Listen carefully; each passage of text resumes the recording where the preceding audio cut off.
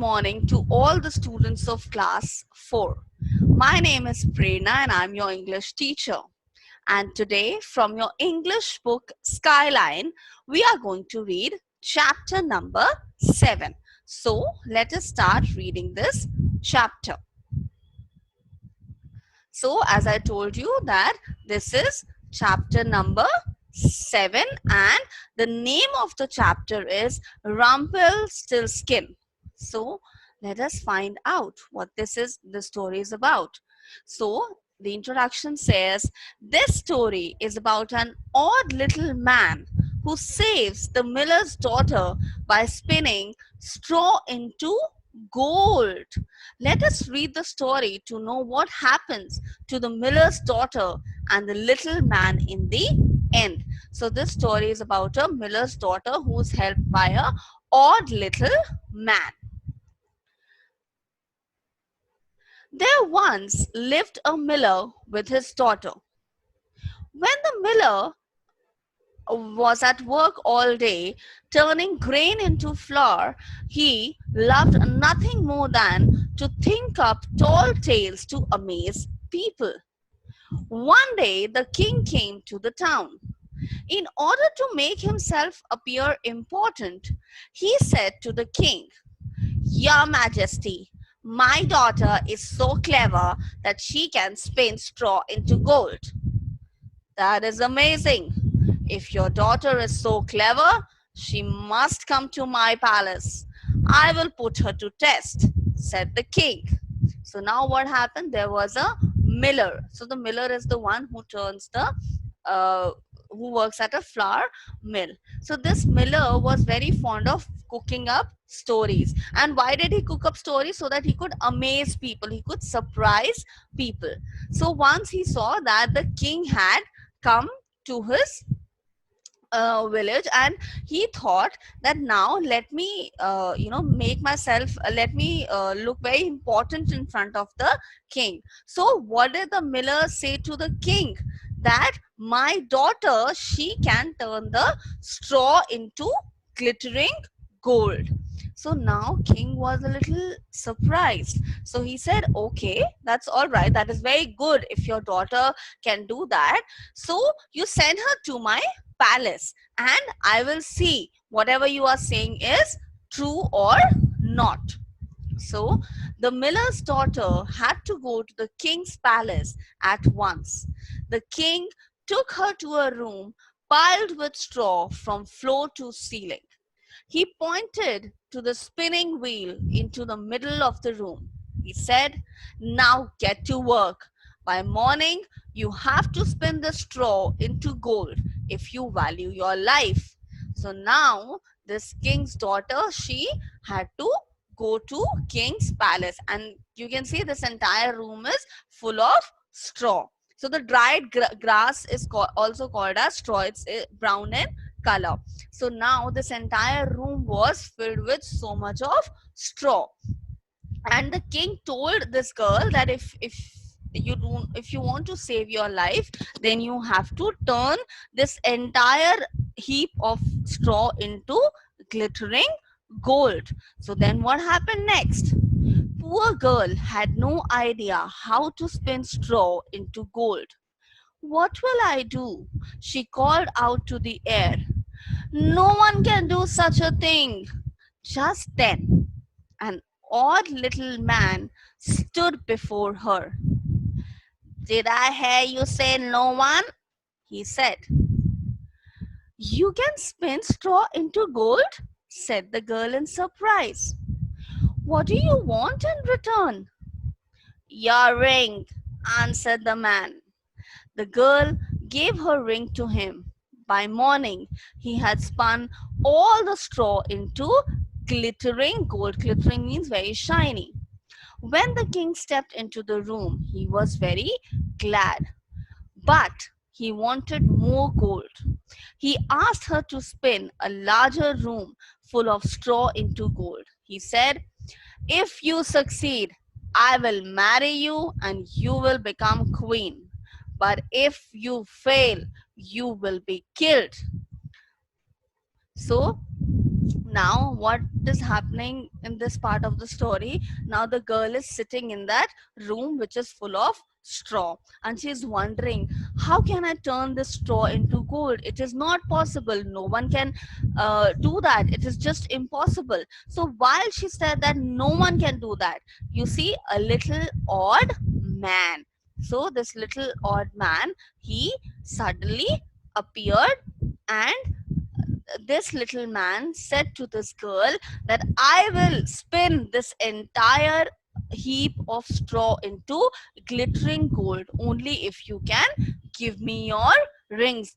This ring that you're wearing, you need to give that to me. So the girl agreed. She said, okay, fine, here you go, you take my ring and you can turn this entire heap of straw into gold. So the odd man did it. But now the king, he wanted some more gold. So he again told the girl that there's more straw kept, and you have to turn even that into gold. If you are able to do that, then I will marry you and I will make you the queen. But if you are not able to do so, I will kill you. So obviously the girl was very scared. When the girl was all alone, the odd little man came in again and asked, what will you give me if I spin the straw for you this time? I have nothing left to give, answered the girl. So now the girl had nothing to give. So did the odd man ask for something else? Let's see. Then promise, said the man, to give me your first child if you should become the queen. She promised. Once again, he spun all the straw into gold. So now this time, the odd little man told the girl that because you have nothing to give it to me, so the first child that you give birth to, you will give me that child. Now the girl had no other option, so she said, okay, fine, I will give you my first child. The king married the miller's daughter and she became his queen. A year later, she had a beautiful son, and she never gave a thought to the odd little man. But suddenly, one day he came into her room and said, now give me what you promised. So what did the odd little man ask for? Their son, the king and queen's son. The queen was horrified. She became very scared. She offered the little man all the riches of the kingdom if he would leave her child. The queen began to weep, and the odd man pitied her and said, I will leave you for 3 days to consider. If you can find my name in that time, you shall keep your child. So now the moment this odd little man came to take away the queen's child, so she started crying. Weep means to cry, and she was really scared, and she obviously should not wanted to give away her child. So looking at the queen crying so much, this odd man, he felt sorry for her. Pity means to feel sorry for someone. So he said, okay, fine, I will not take your child right now, but I'm giving you 3 days. I'm giving you a time of 3 days. In 3 days, if you can find out what my name is, then I will let you keep your child. So now Queen had a difficult task in front of her. All night long, the queen thought of all the names she had ever heard and sent a messenger through to collect any new names. The following morning came the little man, and she began with all the odd names she knew.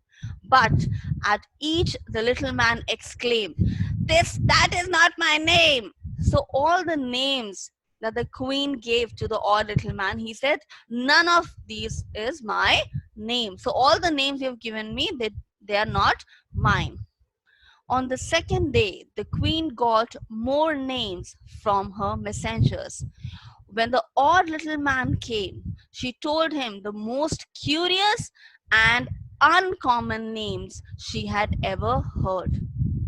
But he always answered, "No, that is not my name." So even on the second day, the queen could not give the correct name of the odd little man. The third day, the queen did not know what to do. She put on her royal cape and walked outside the castle. "If I have peace and quiet, maybe I will think of something," she thought. The queen went into the woods. So this queen, she wore a cape. You know what is a cape? It's a long piece of cloth that you tie around your neck. So this queen, she wore her royal cape and she went into the woods.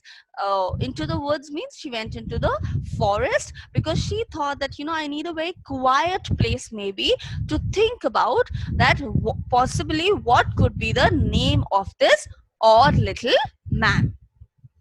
All of a sudden, the queen saw the light of a fire far away, and there was a voice that was hard to make out. So she could hear a voice, but she could not really understand what this person was saying. So she started moving closer. She stepped closer. In front of a fire, the same odd little man was dancing. Very quietly, the queen listened. As the odd man danced, he sang. So there was a song which this old man was singing.